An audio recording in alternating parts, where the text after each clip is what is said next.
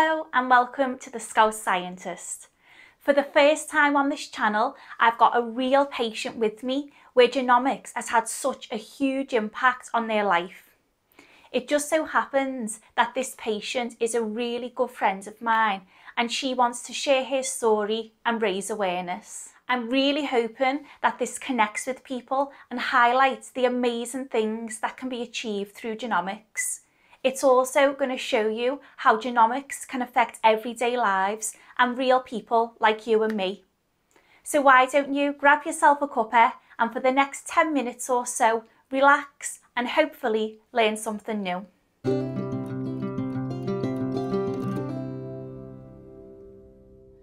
Hi Nicki, thanks so much for sharing your story with everyone. So obviously I know you really well. But for those watching, me and Nicki went to school together and we've been friends for nearly 20 years. Can't believe that. So why don't you introduce yourself and tell us a bit about when you first became aware of genomics in your life? Okay, so I'm Nicki. I've been with my boyfriend Jordan for 11 years now. So Jordan lost his mum to cancer in 2015. When he was 22 at the time. His mum was first diagnosed with breast cancer when he was 11, and she recovered from it, but then she was like re-diagnosed with it multiple times throughout her life. His sister and brother also passed away from cancer, so Jordan's mum was offered the BRCA gene test. That came back positive, which then made Jordan eligible for the same test. As Jordan's mum passed away shortly after she received her test results, they told Jordan to contact them when he was ready to be tested and to prioritise this if he wanted a family in the future. He was tested in 2018, his result came back positive, which then meant he was at an increased risk of some types of cancer.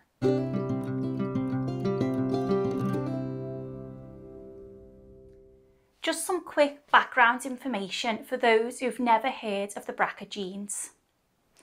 The majority of cancers are what we call sporadic or acquired.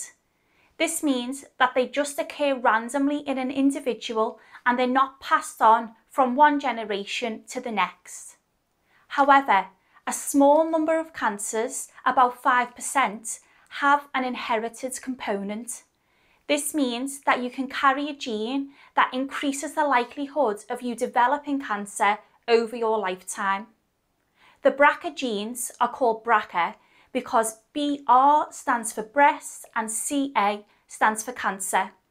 And there's two genes, so we've just called them BRCA1 and BRCA2. If an individual carries a pathogenic variant or a change in one of these genes, then they'll be at increased risk of developing certain types of cancer over their lifetime. For example, if a woman carries a pathogenic variant in BRCA1, then there's a 60 to 80% chance that she would develop breast cancer at some point in her life. I'll show you a table that highlights the different types of cancers that men and women are at risk of if they carry pathogenic variants in BRCA1 or BRCA2.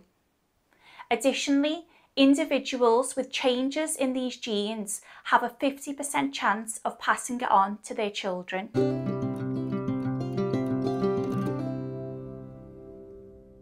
So you knew that Jordan carried a faulty BRCA1 gene and you knew that you wanted to have children in the future.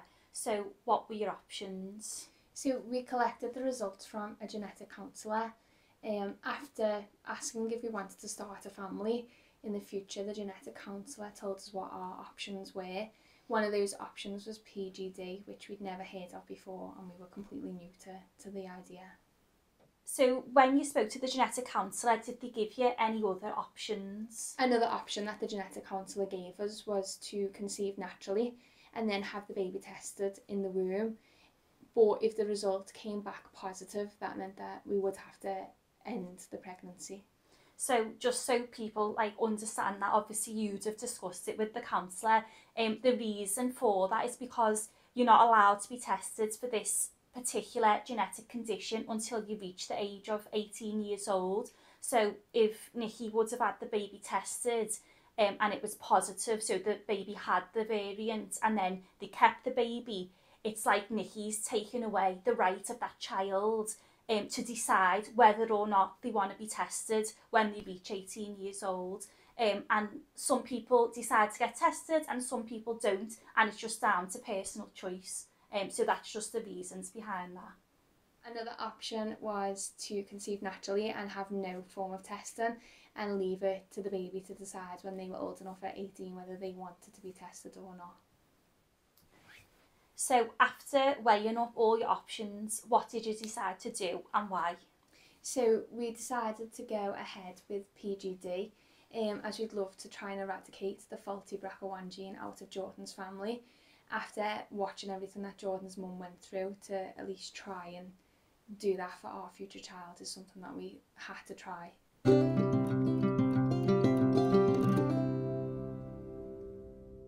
Pre-implantation genetic diagnosis, or PGD, is a special type of IVF where they screen the embryos before implanting them back into the patient. It's also sometimes referred to as PGTM. It works in the same way as any other type of IVF, where the egg is fertilised outside of the body to create an embryo. In Nicki's case, these embryos were then tested to see which ones carried the same BRCA1 pathogenic variant as Jordan. Only the embryos with a functional copy of the BRCA1 gene would then be implanted back into Nicki.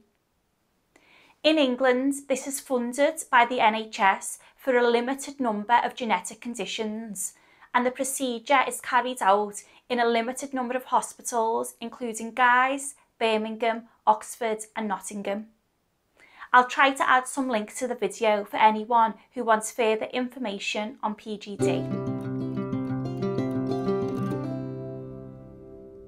Do you want to tell everyone a bit about your PGD journey and all the different stages in the process? So we began our PGD journey in 2019 and we had the egg collection in January 2020. We had to attend a number of consultation appointments, pre-injection appointments and scans before we could go ahead any further. All appointments were in London as well, so it was a task in itself getting there and back.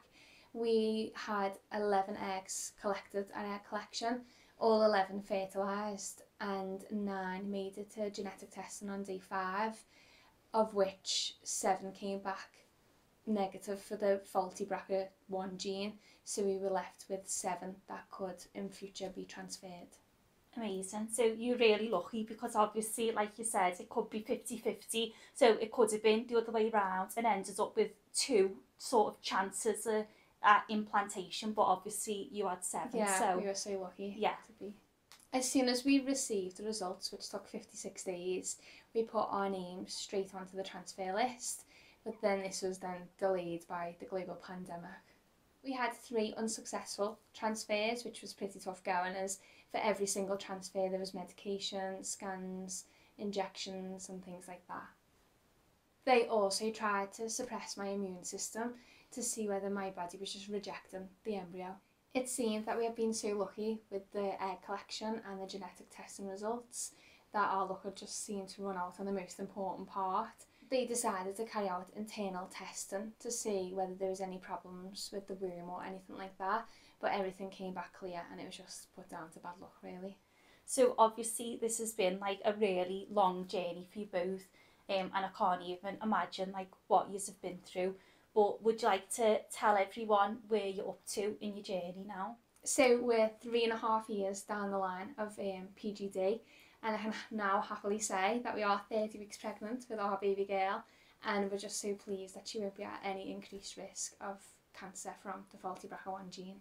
Amazing. So I keep crying every time that I try and film this bit, but honestly I couldn't be happier for you both, and obviously I'm just so proud of you for sharing this journey with everyone and raising awareness of what you've been through. Thank you.